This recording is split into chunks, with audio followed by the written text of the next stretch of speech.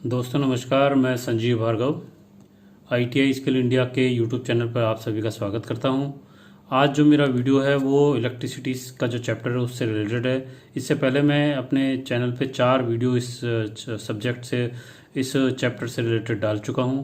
आज जो मैं वीडियो लेके आया हूं उसके अंदर जो हमारे रेजिस्टेंस होते हैं, जो श्रेणी क्रम और समांतर क्रम में जुड़े होते हैं, तो उनके कुल प्रतिरोध कैसे निकाला जाता है, या उसमें किस तरह से धारा बहती है उसकी कैलकुलेशन कैसे करते हैं, या उसमें वोल्टेज को अगर कैलकुलेट करना तो किस तरह से निकालेंगे। क्योंकि पिछले वीडियो में हमने केवल साधारण समांतर क्रम और श्रेणी क्रम के जो रेजिस्टेंस को जोड़ करके जो सूत्र, जो प्रश्न बनते थे उनको किया था। आज जो हम मिक्स, जो कुछ परिपथ ऐसे होते हैं जिसके अंदर हमारे जो रेजिस्टेंस होते हैं वो श्रेणी और समांतर क्रम दोनों में जो होते हैं, तो उनको थोड़ा सॉल्व करने में प्रॉब्लम होती है, तो उसी से रिलेटेड आज जो है क्वेश्चन लेंगे। तो शुरू करते हैं। इसके अंदर उदाहरण नंबर हम ले रहे हैं। पहला आज का उदाहरण, 3 प्रतिरोधों को उन जिनके मान क्रमशः 6, 3 और 2 ओम है, एक साथ इस तरह जोड़ा जाता है कि उनका कुल प्रतिरोध 6 ओम से अधिक किंतु 8 से कम हो जाता है। इस अरेंजमेंट को दर्शाने के लिए डायग्राम बनाओ और उसके कुल प्रतिरोध की गणना करें। तो चित्र के अनुसार प्रतिरोध 3 व 2 समानांतर क्रम में हैं तथा इनका कुल प्रतिरोध 6 ओम के प्रतिरोध के श्रेणी क्रम में होगा। अतः बिंदु B व C के बीच में कुल प्रतिरोध जो है समानांतर क्रम में होगा। तो यहाँ पे हमारे जो ये 3 प्रतिरोध हैं उसमें ये जो 2 प्रतिरोध हैं B और C के बीच में लगे हुए हैं, ये हमारे समानांतर क्रम में, और ये हमारा इन दोनों के श्रेणी क्रम में आएगा। तो जिसको सॉल्व करने का तरीका है उसके अंदर हम 2 स्टेप उठाएंगे। पहले इसके अंदर हम ये जो 2 हमारे प्रतिरोध जो जुड़ रहे हैं समानांतर क्रम में, इनकी कैलकुलेशन करेंगे और इनका जो टोटल प्रतिरोध आएगा उसको एक प्रतिरोध मान करके फिर हम इसके श्रेणी क्रम में यहाँ पे उसको लगा हुआ मान के आगे चलेंगे। तो यहाँ पर हमारा जो समांतर क्रम में सूत्र होता है 1/RBC, यानी कि B और C के बीच में जो कुल प्रतिरोध है वो हम निकालेंगे। और क्योंकि ये समानांतर क्रम है इसलिए ये 1/में आएगा।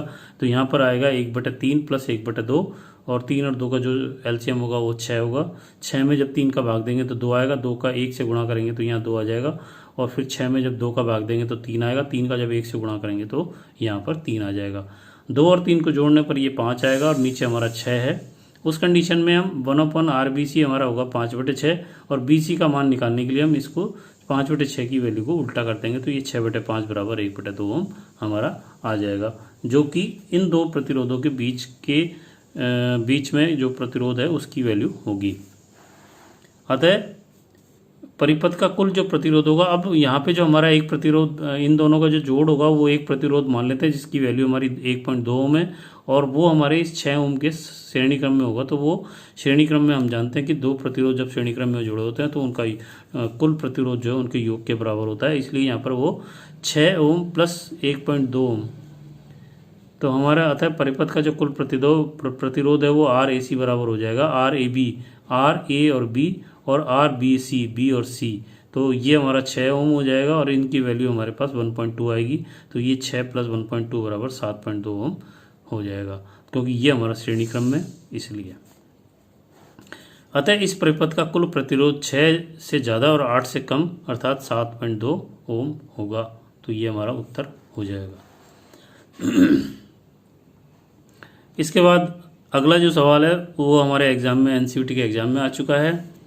नीचे दिए गए परिपथ के बिंदु A तथा B के बीच कुल प्रतिरोध ज्ञात कीजिए। जहां पर हमारा A बिंदु ये है और B बिंदु यहाँ है, इसके अंदर हमारे दो प्रतिरोध हमारे यहाँ पे समानांतर क्रम में इस तरह से लगे हुए हैं। उसके बाद ये 3 प्रतिरोध हमारे समानांतर क्रम में लगे हुए हैं, और ये जो प्रतिरोध है वो इन दोनों प्रतिरोध के फिर समानांतर क्रम में लगा हुआ है। तो यहाँ पर इस परिपथ में हमने बिंदुओं के नाम रख दिए जिससे कि उसको समझना आसान हो जाए और उसका कुल प्रतिरोध निकालना भी आसान हो जाए। तो आगे देखते हैं ये कैसे सॉल्व होगा। कि चित्र के अनुसार बिंदु C व D के मध्य कुल प्रतिरोध RCD होगा। तो यहाँ पर हम ये देखते हैं इस चित्र के अंदर बिंदु हमारा C और D, इसके बीच में जो हमारा प्रतिरोध होगा वो RCD कहलाएगा। और यहाँ पे हमारा R1 और R2 जो है वो समानांतर क्रम में होने की वजह से ये 1/10 समानांतर क्रम में होने की वजह से 1/RCD बराबर 1/10 प्लस 1/10, तो 10 हमारा LCM हो जाएगा। ऊपर 1 और प्लस 1 हो जाएगा, तो 1 और 1 2 बराबर 2/10। और यहाँ RCD को जब उल्टा करेंगे तो 1/RCD को जब उल्टा करेंगे तो RCD की वैल्यू आएगी हमारी 10/2 बराबर 5 ओम होगा। तो यहाँ पर हम ये मान के चलते हैं कि इन दोनों प्रतिरोधों को अगर हम समानांतर क्रम में जोड़ने के बाद इसका जो वैल्यू आएगी उसको एक प्रतिरोध मान लेंगे तो हमारे पास एक यहाँ पर प्रतिरोध रह जाएगा जिसकी वैल्यू हमारी 5 ओम मान लेंगे। तो हमारा जो अगला समीकरण, हमारा जो अगला जो चित्र है वो इस तरह से हम इसको बना सकते हैं।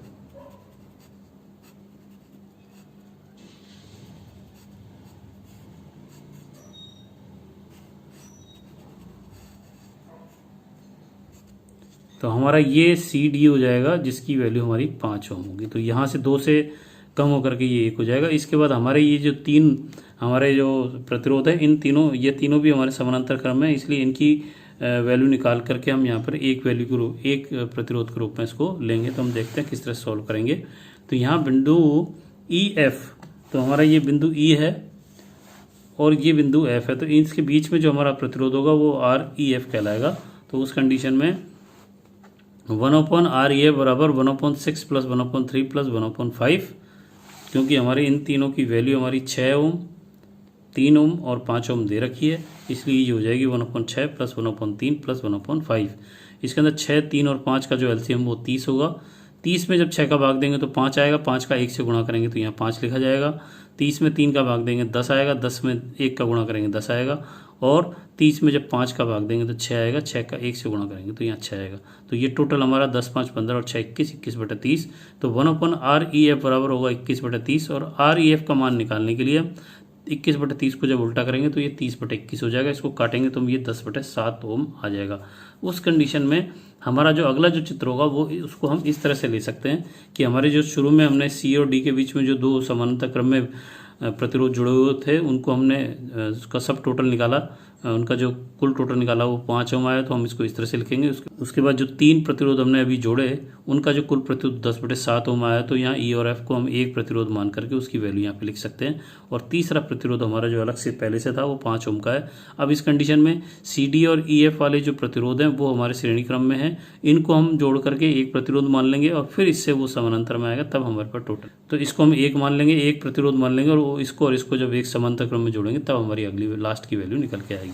तो हमारा जो तीसरा स्टेप है उसके अंदर हम बिंदु ए सी डी और ई एफ बी, ACD और EFB के मध्य प्रतिरोध RCD यानी कि RCD ये हो गया और REF यानी कि ये हो गया, श्रेणी क्रम में है, इसलिए RACFB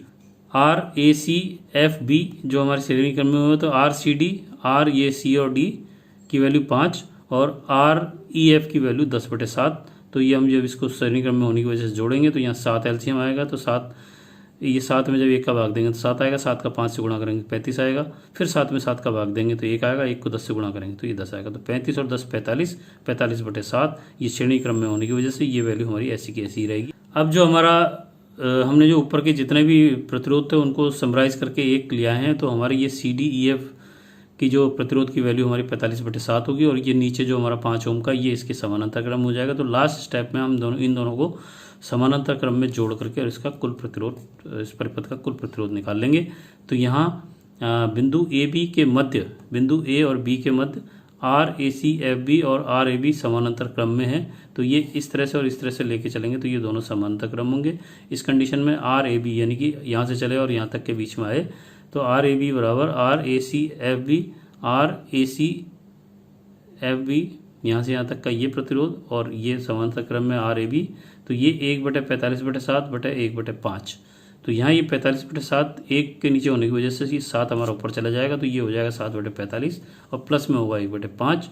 यहाँ पे फिर से हमारा 45 का एलसीएम निकलेगा, 45 में 45 का भाग देंगे 1 आएगा, 1 का 7 से गुणा करेंगे 7 आएगा, 45 में जब 5 का भाग देंगे तो 9 आएगा, 9 को 1 से गुणा करेंगे तो 9 आएगा, तो ये 9 और 7 16, 16/45। RB का मान हमारा होगा ये, क्योंकि ये मान हमारा आया 1/RAB, इसका RAB का मान निकालने के लिए इस 16/45 को उल्टा करेंगे तो ये 45/16 आ जाएगा।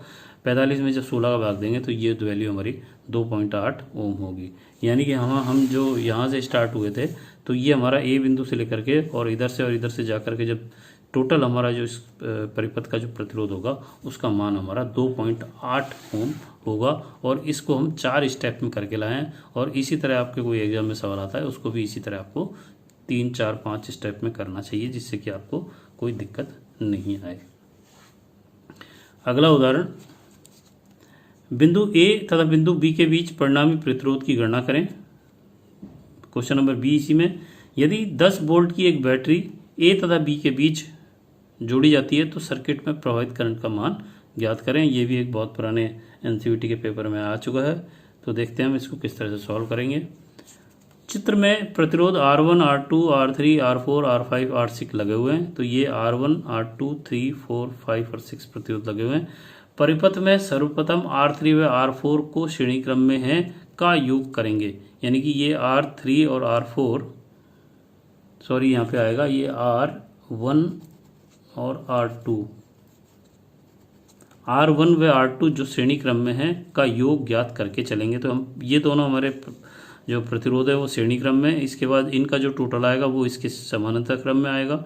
उसके बाद जब हमारा एक प्रतिरोध हो जाएगा वो इसके श्रेणी क्रम में आएगा। उसके बाद जो एक रह जाएगा वो इसके समानांतर क्रम में होगा और लास्ट में फिर ये हमारे श्रेणी क्रम में होगा। इस तरह से इसका वैल्यू निकालेंगे। तो हमारे पास R1 और R2 को जोड़ेंगे तो उसकी वैल्यू आएगी 10 और 10 20 और ये हमारे 20 है तो ये समानांतर में हो जाएगा। तो देखते हैं कैसे करेंगे कि स्टेप वन में R12 यहाँ पे जो दोनों थे उनको जोड़ दिया तो ये 10 और 10 20 ओम हो गए, जो चित्र हमारे एक में चला गया। स्टेप 2 में प्रतिरोध R1 व R2 का योग और प्रतिरोध R3 के समांतर क्रम में है।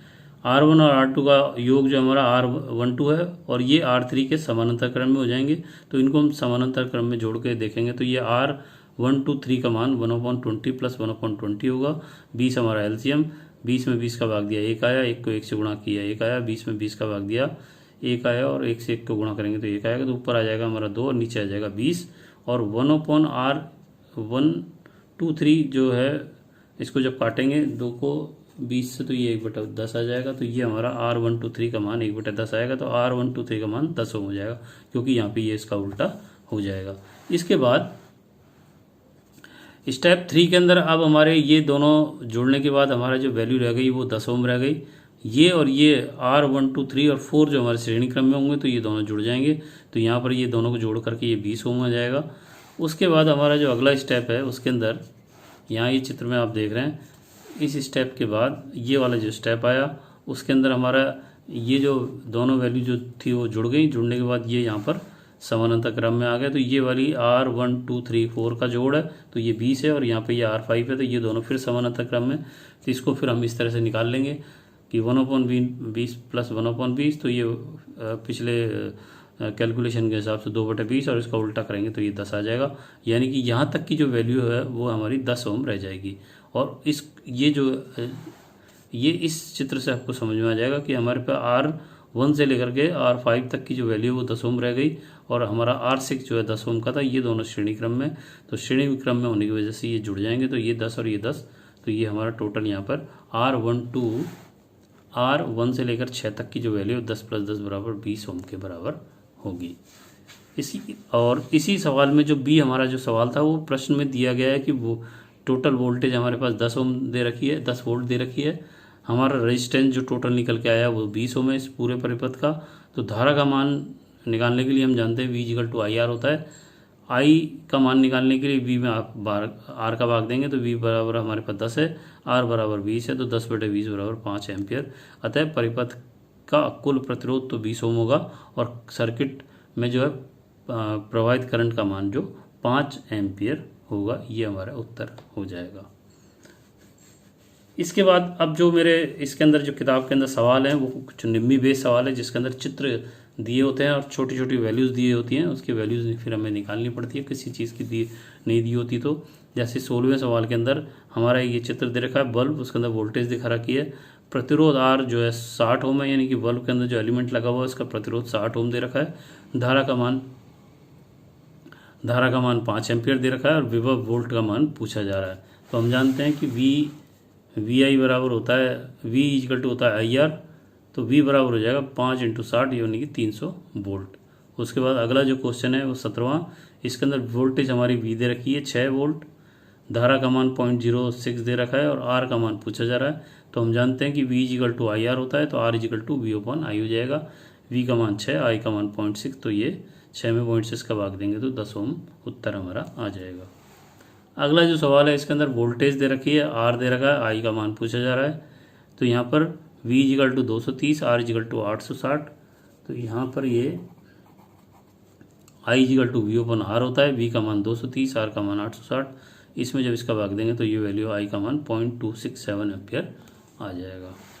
अगले सवाल में आई का मान 5 एम्पियर, वोल्टेज का मान 230 वोल्ट, आर का मान निकाला जा रहा है। आर बराबर V ओपन आई, V बराबर 203 में जब 5 का भाग देंगे तो 46 ओम आ जाएगा।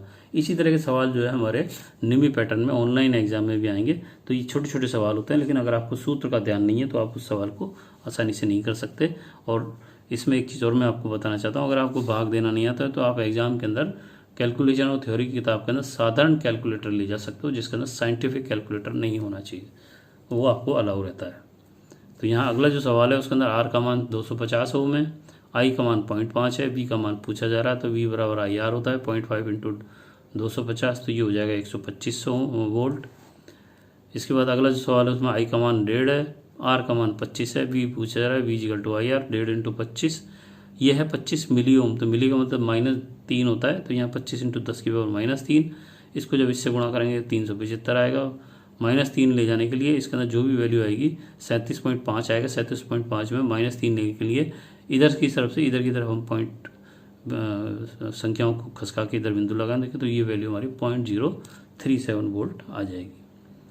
इसके बाद अगला जो सवाल है उसमें 30 किलो ओम और प्रतिरोध दे रखा है, V 220 वोल्ट दे रखा है, आर का मान 30 किलो ओम, V का मान 200 वोल्ट, आई का मान पूछा जा रहा है। हम जानते हैं V इजिकल टू होता है आई आर, तो आई इजिकल टू हो जाएगा V ओपन आर, V का मान 220 और R का मान है 30 किलो। किलो का मतलब होता है 10 की पावर 3, या इसके अंदर अपन 1000 का गुणा कर देंगे।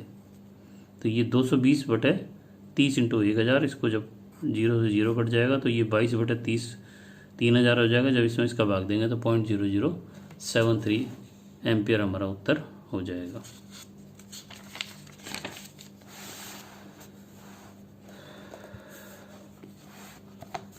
इसके बाद अगला सवाल, अगला उदाहरण, एक आई इसमें 4.5 एम्पियर दे रखा है, V बराबर 125 मिनी वोल्ट दे रखा है। तो मिनी वोल्ट का मतलब होता है 125 इंटू 10 की पावर -3 वोल्ट। तो यहाँ R की वैल्यू पूछी जा रही है, तो V इजिकल टू होता है आई आर। तो R की वैल्यू निकालने के लिए V अपॉन R कर देंगे, तो V का मान 125 इंटू 10 की पावर -3, इसमें जब 4.5 का भाग देंगे तो हमारी 0.028 ओम उत्तर हमारा आ जाएगा। इसके बाद एक जो उदाहरण दे रखा है इसके अंदर R1, R2 और R3 जो श्रेणी क्रम में जोड़ रखे हैं। तो R1 का मान 15, R2 का मान 20 ओम और R3 का मान 27 ओम है। टोटल R पूछा जा रहा है, तो टोटल श्रेणी क्रम में होने की वजह से ये जुड़ जाएंगे। तो 15 + 20 यानी कि 35, 35 और 20 यानी कि 55 और 55 और 7 62 ओम। तो ये 62 ओम उत्तर हमारा हो जाएगा, क्योंकि ये श्रेणी क्रम में जुड़े हुए हैं। इसके बाद 25वां उदाहरण है, R1 है हमारा 20 ओम, R2 है हमारा 25 ओम, वोल्टेज हमारी 220, V1 पूछा जा रहा है, V2 पूछा जा रहा है। और क्योंकि वोल्टेज अलग अलग है इसलिए ये श्रेणी क्रम का सवाल होगा। तो यहाँ पे R टोटल हमारा निकल जाएगा, जो टोटल हो जाएगा दोनों प्रतिरोधों का 20 + 25 बराबर 45 ओम। अब I इसके अंदर टोटल परिपथ में जो धारा होगी वो V बटे R होगा। V हमारे 220 है, टोटल प्रतिरोध 45, 220 में 45 का भाग देंगे तो 4.8 एम्पियर आएगा। इसके बाद जो हमारी वोल्टेज ड्रॉप पहले प्रतिरोध में होगी वो V1 बराबर आई R1 होगी, क्योंकि श्रेणी क्रम के अंदर धारा का मान समान रहता है, लेकिन प्रतिरोध के मान का वैल्यू अलग होने की वजह से वोल्टेज ड्रॉप भी अलग अलग होता है। तो यहाँ आई R1 का मान हमारा 20 है, आई का मान 4.89 है। तो आई का मान 4.89 गुणा R1 बराबर 20 का गुणा करेंगे तो 97.8 ओम हमारा वोल्टेज ड्रॉप पहले प्रतिरोध में हो जाएगा। और V2 का मान निकालने के लिए टोटल V में से V1 का मान निकाल देंगे तो हमारे पास V2 का मान आ जाएगा। तो यहाँ 220 - 97.8, तो यानी कि 122.2 वोल्ट हमारा उत्तर हो जाएगा। इसी तरह के ये सवाल हैं आगे, तो इसमें बार बार रिपीट करने से कोई मतलब नहीं है। अगला एक सवाल है, ये थोड़ा सा अलग है। यहाँ पर R टोटल प्रतिरोध का मान दे रखा है 6 ओम, R1 का मान 12 ओम, R2 का मान 20 ओम और R3 का मान निकाला जा रहा है, जबकि ये तीनों प्रतिरोध जो है समानांतर क्रम में जुड़े हैं। तो हम जानते हैं कि कुल प्रतिरोध जो होगा 1/R इजिकल टू होगा 1/R1 plus 1/R2 plus 1/R3। तो R3 का मान निकालने के लिए इस वैल्यू को हम इधर ले जाएंगे, तो ये वैल्यू हमारी इधर आ जाएगी, तो ये इधर जाएगी तो माइनस हो जाएगी, या फिर हम इस जो संख्या इधर लाएंगे इसमें से इन दोनों को घटा देंगे तो ये वैल्यू हमारी प्लस की आ जाएगी, जो इस तरह से लिखी जाएगी। तो 1/R3 बराबर 1/R minus 1/R1 plus 1/R2, और R1 और R2 का मान 12 और 20 है तो इस तरह से लिखा जाएगा, R का मान 6 तो इस तरह से लिखा जाएगा। पहले इसको सॉल्व करेंगे, उसके बाद इसमें से घटाएंगे। तो ये जो सॉल्व करेंगे तो ये इसका एलसीएम 60 में 12 का भाग दिया 5 आया, 5 का 1 से गुणा किया इधर 5 आएगा, 60 में 20 का भाग दिया 3 आया, 3 का 1 से गुणा किया इधर 3 आएगा, तो 5 और 3 8/60, तो ये हो गया 8/7, तो ये 1 माइनस 8/60। और इसमें फिर ये 60 एलसीएम आएगा, 60 में जब 6 का भाग देंगे तो 10 आएगा, 10 का 1 से गुणा करेंगे तो यहाँ 10 आएगा। अब 60 में से 60 का भाग देंगे तो 1 आएगा, 1 में 8 का गुणा करेंगे तो 8 आएगा, तो 10 में से 8 गया 2, और ये हो गया 60, 2/60 बराबर ये R3 का मान निकालने के लिए ये 60/2 उल्टा हो जाएगा, तो 30 ओम हमारा उत्तर हो जाएगा, जो कि R3 की वैल्यू होगी। इसके बाद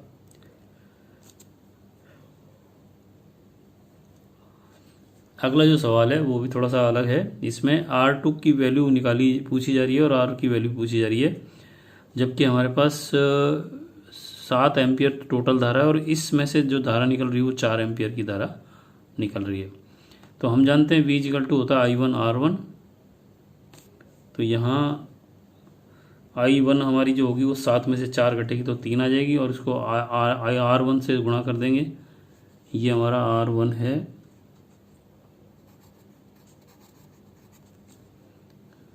ये R1 ये है, और ये R2 है। तो ये तीन एम्पियर हमारी यहाँ पे गुजरेगी, 7 में से 4 इधर चली गई, 3 इधर बची, तो 3 V इक्वल टू IR होता है। I और R को गुणा करेंगे तो हमारे पास वोल्टेज ड्रॉप हो जाएगा, जो इस प्रतिरोध में की वजह से होगा। तो V equal to I1 R1, तो ये हो गया 3 और ये हो गया 12, तो 36, और V हमारे पास आ गया 36। तो I2 और R2, I2 का मान हमारे पास 4 दे रखा है, R2 का मान हम यहाँ से निकाल लेंगे, R2 बराबर 36/4, तो ये 9 हो जाएगा। उसके बाद हम जो है समानांतर क्रम में होने की वजह से ये 1/R1 बराबर 1/R1 प्लस 1/R2, और R का मान निकालने के लिए इसको जब एलसीएम लेंगे तो ये R1 प्लस R2 नीचे गुणा होगा और ये ऊपर चला जाएगा, क्योंकि ये यहाँ पे इसको हम इस तरह से लिख सकते हैं R1 प्लस R2, और ये आ जाएगा R1 R2, और ऊपर आ जाएगा R1 प्लस R2, ये आएगा R2 प्लस R1। तो उस कंडीशन में जब 1/R का मान जो 1/R का मान R2 प्लस R1 बटे R1 R2 होगा, इसका R का मान निकालने के लिए इसकी वैल्यू उल्टी हो जाती है, तो ये R1 R2 ऊपर चला जाएगा और प्लस वाली संख्या हमारी नीचे आ जाएगी, तो वो इस तरह से लिखा जाएगा। तो यहाँ पे R1 और RT की वैल्यू हम 12 और 9 रख देंगे, और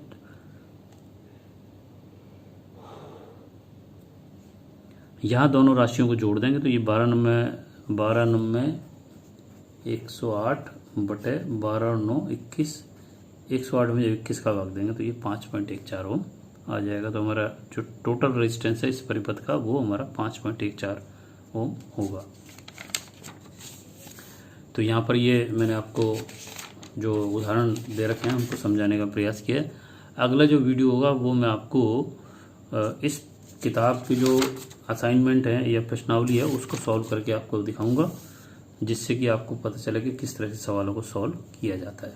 तो अगर आपको मेरे पढ़ाने का तरीका अच्छा लगा तो आप मेरे इस वीडियो को लाइक करें, अपने दोस्तों को शेयर करें, और अगर आप मेरे चैनल पर पहली बार आएँ तो उसको सब्सक्राइब करके बेल आइकन पर क्लिक करके ऑल पे क्लिक करें, जिससे कि आने वाले सभी वीडियो में के नोटिफिकेशन आपको टाइम से मिलते रहे, जिससे कि आप ITI के सभी वर्कशॉप कैलकुलेशन इंजीनियरिंग ड्राइंग से रिलेटेड जो भी वीडियो मैं बनाऊंगा वो आपको समय पे मिलते रहें। तो आज के लिए इतना। नमस्कार, धन्यवाद, जय हिंद, जय भारत।